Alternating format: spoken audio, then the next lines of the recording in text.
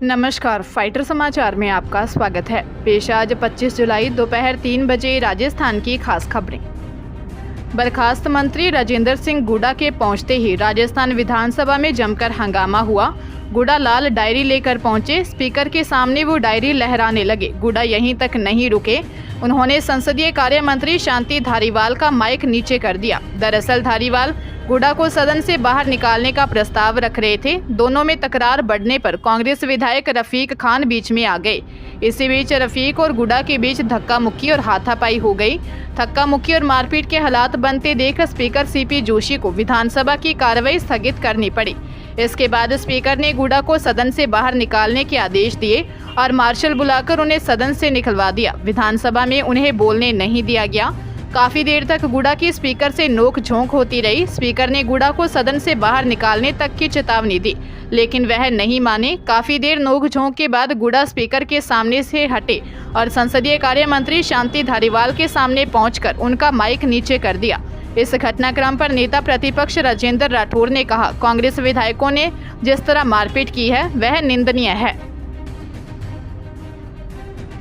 प्रधानमंत्री नरेंद्र मोदी और मुख्यमंत्री अशोक गहलोत द्वारा 27 जुलाई 2023 को श्रीगंगानगर मेडिकल कॉलेज का लोकार्पण किया जाएगा। चिकित्सा शिक्षा विभाग के प्रमुख शासन सचिव श्री टी रविकांत ने वीसी के माध्यम से संबंधित अधिकारियों की बैठक लेकर लोकार्पण संबंधी तैयारियों की समीक्षा की। श्रीगंगानगर जिले में शासन सचिव द्वारा बताया गया कि प्रधानमंत्री एवं मुख्यमंत्री द्वारा चित्तौड़गढ़, सिरोही, धौलपुर और श्रीगंगानगर मेडिकल कॉलेज का लोकार्पण तथा बूंदी, सवाई माधोपुर, करौली, झुंझुनू, बारां, टोंक और जैसलमेर मेडिकल कॉलेज का शिलान्यास किया जाना प्रस्तावित है। प्रधानमंत्री सीकर से उक्त मेडिकल कॉलेज का लोकार्पण और शिलान्यास वीसी के माध्यम से करेंगे।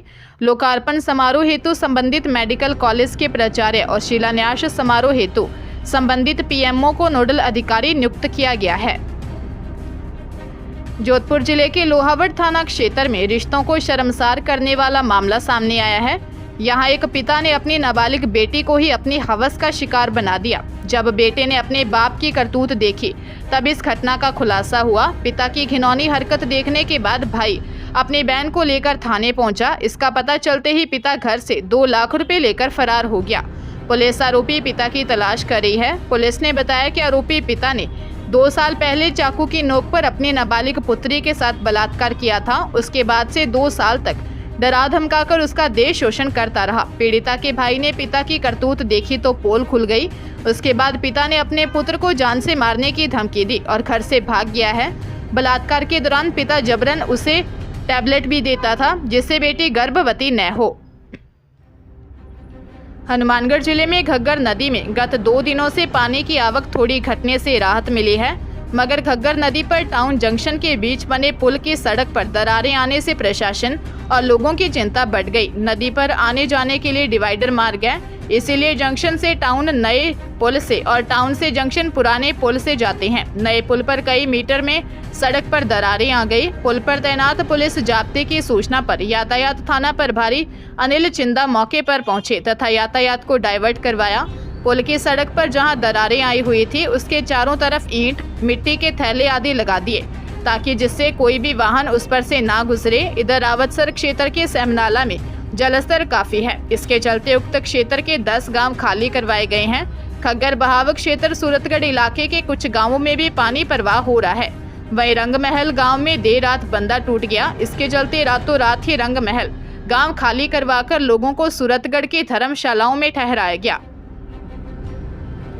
करौली जिला पुलिस ने ऑपरेशन सुदर्शन चक्र के तहत जिले भर में अभियान चलाया और 24 घंटे में विभिन्न मामलों में फरार चल रहे 150 आरोपियों को गिरफ्तार कर लिया।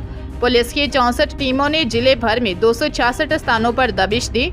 एसपी ममता गुप्ता ने बताया कि जिले के सभी थानों में 274 पुलिस कर्मियों को शामिल कर 64 टीमों का गठन किया गया।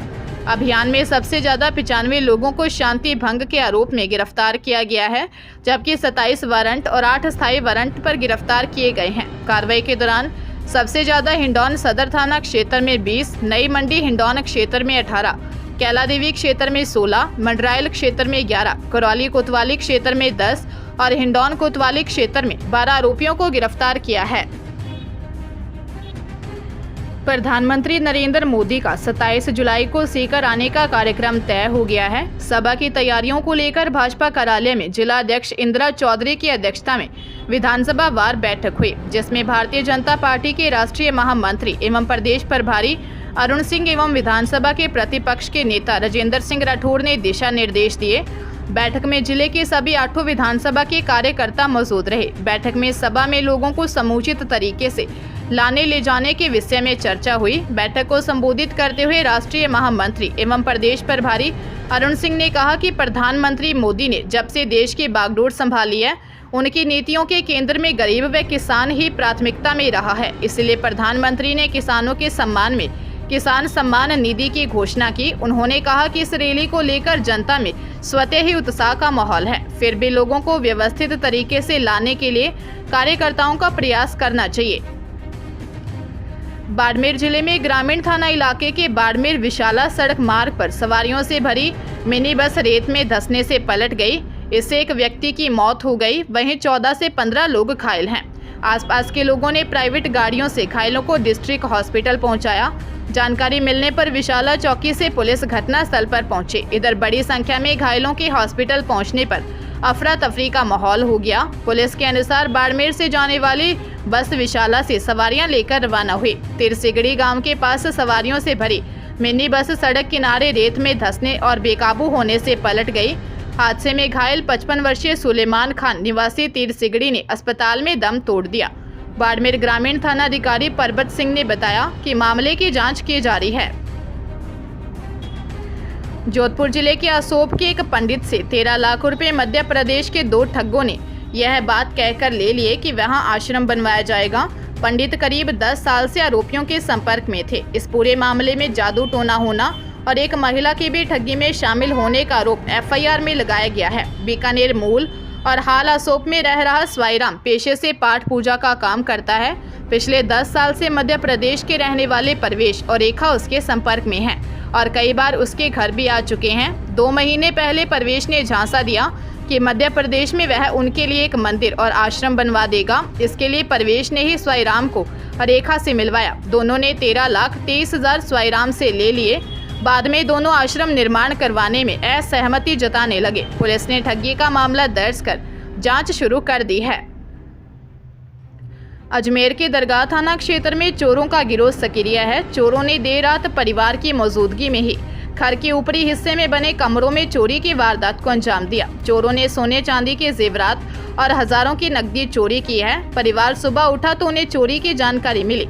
दरगाह थाना पुलिस के अनुसार घमंडी निवासी श्यामलाल तिवारी ने शिकायत दी है कि मकान के ऊपरी हिस्से में चोरी की वारदात हुई है। चोरों ने कमरे से 5 जोड़ी चांदी की पायल, 6 जोड़ी चांदी के कड़े, 1 चांदी की झांझर, सोने की बाली, 3 सोने की लौंग, 1 सोने का मादलिया, 4 जोड़ी चांदी की पायल, 5 जोड़ी चांदी की बिछिया, 1 चांदी का बड़ा कड़ा और हजारों रुपए की नकदी चोरी कर फरार हो गए। पुलिस घटनास्थल के आसपास लगी CCTV खंगाल रही है।